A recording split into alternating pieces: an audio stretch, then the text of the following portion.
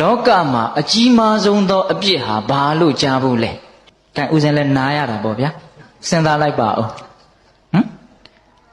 ။မိစ္ဆာဒိဋ္ဌိမိစ္ဆာဒိဋ္ဌိမှာနိယတမိစ္ဆာဒိဋ္ဌိခိုင်မြဲတဲ့နိယတမိစ္ဆာဒိဋ္ဌိဆိုလို့ရှိရင်တော့အဝိဇ္ဇိကြတတ်တယ်။အဝိဇ္ဇိကြတယ်နိယတဖြင့်ကြတတ်တယ်မဟုတ်ဘူးကြတယ်။အမေသက်အဖေသက်လို့အဝိဇ္ဇိကြတဲ့လူကဒီကဘာပြက်လို့ရှိရင်လွတ်တယ်။နိယတမိစ္ဆာဒိဋ္ဌိသမားများကတော့ဒီကဘာပြက်ရင်တခြားသောကဘာမှာရွှေ့ပြီးတော့ခံရတယ်လို့ဆိုတယ်။အပြစ်တကအပြစ်ထဲမှာမှားယွင်းတဲ့အယူအဆကိုမှန်နေထင်ပြီးတော့လက်သင့်ခံထားတဲ့မိစ္ဆာဒိဋ္ဌိဆိုတာအပြစ်အကြီးဆုံးပဲ။မှန်ပါဗျာ။အဲ့ဒီမိစ္ဆာဒိဋ္ဌိဆိုတဲ့အကြီးမားဆုံးအပြစ်ဟာဘာကြောင့်ဖြစ်တယ်လဲလို့နည်းနည်းလေးလေ့လာကြည့်ရ။မိစ္ဆာဒိဋ္ဌိဖြစ်ခြင်းအကြောင်းတရားနှစ်ပါးရှိတယ်တဲ့။ပရတောဂောတသူတစ်ပါးရဲ့နှုတ်ကနေပြီးတော့မှားယွင်းတဲ့သကားဆံတွေကြားရတယ်တဲ့။သကားဆံကအင်္ဂါတစ်ချက်ဖြစ်တယ်နော်။ကိုယ့်ရဲ့အတွင်းကနေပြီးတော့မှားယွင်းတဲ့နှလုံးသွင်းမှု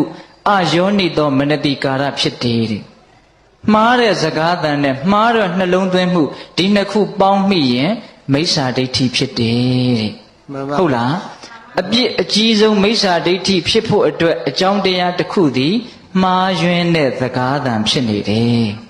ဟုတ်လား။ဒါကြောင့်မှားယွင်းတဲ့အယူဆတွေကိုဖြန့်ချိတဲ့ပုဂ္ဂိုလ်တွေဟောပြောတဲ့ပုဂ္ဂိုလ်တွေဟာအင်မတန်အပြစ်ကြီးတယ်။ဒါကြောင့်မြတ်စွာဘုရားကဖခင်လက်ထက်ကဟိုဒိဋ္ဌိဆရာကြီးတွေရှိတယ်ပုရဏကတ္တပဆိုတဲ့ဒိဋ္ဌိဆရာကြီးကိုမြတ်စွာဘုရားကဘယ်လိုပြောလဲဆိုတော့ပုရဏကတ္တပသည်အဲ့ဒါလူထောင်မြုံကြီးပဲတဲ့။ဘာကြီးတယ်တော့လူထောင်မြုံကြီးပါဗျာ။ငါးတွေကိုထောင်တဲ့မြုံရှိတယ်နော်။မြုံရဲ့သဘောတရားကဝင်လို့ရတယ်ထွက်လို့မရဘူး။မြုံဆိုတာဘာလဲဝင်လို့ရတယ်ထွက်လို့မရဘူး။အဲ့ဒီလိုပဲအယူဆမှားတွေဟာဆွဲလန်းသွားပြီဆိုရင်အဝင်သာရှိတယ်အထွက်အင်မတန်ခက်လိမ့်မယ်။ဒါကြောင့်လူတွေကိုမကောင်းတဲ့နေရာကိုရောက်အောင်ဖျားယောင်းသွေးဆောင်ပြီးတော့ထောင်နဲ့လူထောင်မျိုးနဲ့အင်မတန်အပြစ်ကြီးတယ်။မှန်ပါဗျာ။ဆိုလိုတာကစကားသံတွေဟာမှားယွင်းပြီဆိုရင်အကြီးမားဆုံးအပြစ်ကိုတောင်ဖြစ်စေတတ်တယ်။မှန်ပါဗျာ။ဟုတ်ရဲ့လား။ gain အကောင်းဆုံးသောကုသိုလ်တရားတွေထဲမှာဘယ်ကုသိုလ်ဟာအကြီးဆုံးလဲလို့မေးရင်တော့မက်ကုသိုလ်ဟာအကြီးဆုံးပေါ့နော်။အဲ့ဒီမက်ကုသိုလ်သည်တမ္မာဒိဋ္ဌိခေါင်းဆောင်တဲ့မက်ခင်ကိုပွားများမှမက်ကုသိုလ်ဆိုတာဖြစ်တာမဟုတ်လား